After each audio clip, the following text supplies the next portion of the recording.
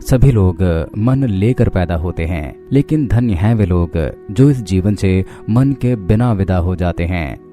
सभी लोग मन लेकर जन्मते हैं, लेकिन अभागी हैं वे जो मन को लेकर ही मर जाते हैं। फिर जीवन में कोई फायदा ना हुआ, फिर यह यात्रा व्यर्थ गई। अगर मृत्यु के पहले मन खो जाए तो मृत्यु समाधि बन जाती है। मृत्यु के पहले मन खो जाए तो मृत्यु के बाद फिर दूसरा जन्म नहीं होता, क्योंकि जन्म के लिए मन जरूरी है।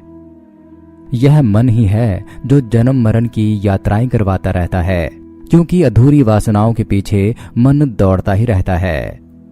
जो वासनाएं पूरी नहीं हो सकी उनके लिए फिर से जन्म की आकांक्षा करवाता है, परंतु जब मन ही नहीं रहता तो जन्म भी नहीं रहता। यह मृत्यु तब पूर्ण हो जाती है। मरते तो हम सब ही हैं, परंतु अधूरे मरते हैं, क्योंकि वहां जन्म की आकांक्षा भीतर जीती चली जाती है। वह जन्म की वासना फिर नया शरीर ग्रहण कर लेती है, परंतु सन्यासी जब मरता है तो पूरा मरता है, टोटल डेथ। शरीर ही नहीं मरता, मन भी मरता है।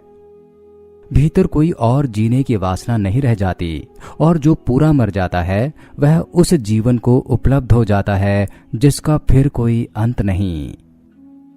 अगला प्रश्न पूछा गया है कि तो फिर ऐसा क्या करें कि इस मन का इस संसार में आना जाना समाप्त हो जाए। आपका होश ही आपको इस मोक्ष के बारे में ज्ञात करवाएगा।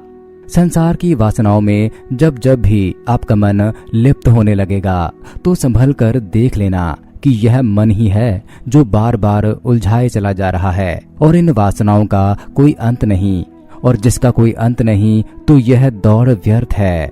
बस आप इस समझ को अपने भीतर गहरे उतर जाने देना।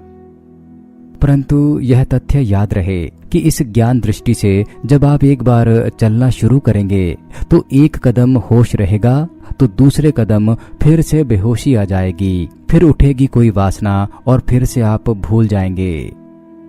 परंतु जब याद आ जाए तो फिर से अपने आप को संभाल लो।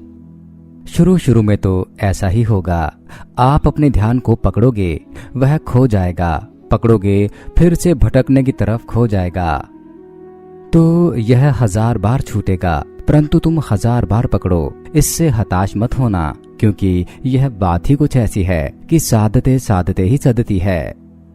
यह बात कुछ ऐसी है कि एक बार अगर सद जाती है तो इसका कोई मूल्य ही नहीं रह जाता। यह कोई मौसमी फूल नहीं कि बीज डाल दिया और 2-4 सप्ताह में फूल आ गए। यह तो देवदार और चिनार के बड़े वृक्ष हैं जो बहुत समय लेते हैं, परंतु जब बड़े हो जाते हैं तो आकाश छूने तक को जाते हैं। मोक्ष से बड़ी घटना इस संसार में नहीं है, और इस संसार के कहीं बाहर भी नहीं है। मोक्ष महानतम घटना है, इसलिए उसके लिए जितना भी श्रम किया जाए उतना कम है। तो जब मोक्ष की उपलब्धि होती है तो हमें पता चलता है कि हम जो इतना प्रयत्न कर रहे थे, श्रम कर रहे थे, वह कुछ भी न था।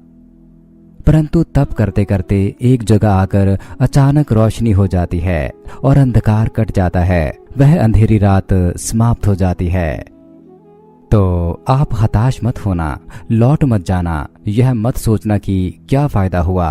हो सकता है कि तुम बहुत ही करीब थे और वापस लौट गए निराश होकर। तो आपका यह होश लगातार बना रहे। आप उठो तो जाग कर, बैठो तो जाग कर, चलो तो भी जाग कर, बोलो सुनो जाग कर, उठती हुई वासनाओं को देखते रहो जाग कर। अपने भीतर होश का दिया जला कर रखो, और जैसे जैसे प्रत्येक भाव भंगिमा के प्रति आपका होश सधता जाएगा तो एक चमत्कार घटित होने लगता है। अनेक बातें जो आप पहले करते थे सहज ही गिर जाती हैं। शरीर ज्यादा विश्रामपूर्ण, ज्यादा लयबद्ध हो जाता है। शरीर तक में एक गहन शांति फैल जाती है। एक सूक्ष्म संगीत फैल जाता है शरीर में। धीरे धीरे आपका यह होश आपके विचारों के प्रति भी सधने लगेगा, और जैसे जैसे विचारों के प्रति भी आपका होश गहरा होने लगेगा, आपके विचारों की गति भी कम होने लगेगी और आप मौन को उपलब्ध होने लगेंगे। तो आपने अगर अपने जीवन में यह होश का दिया जलाए ही रखा तो एक दिन अवश्य ही वह रोशनी उतर आएगी।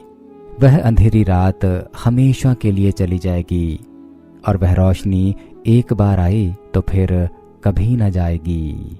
हरिओम तत् सत।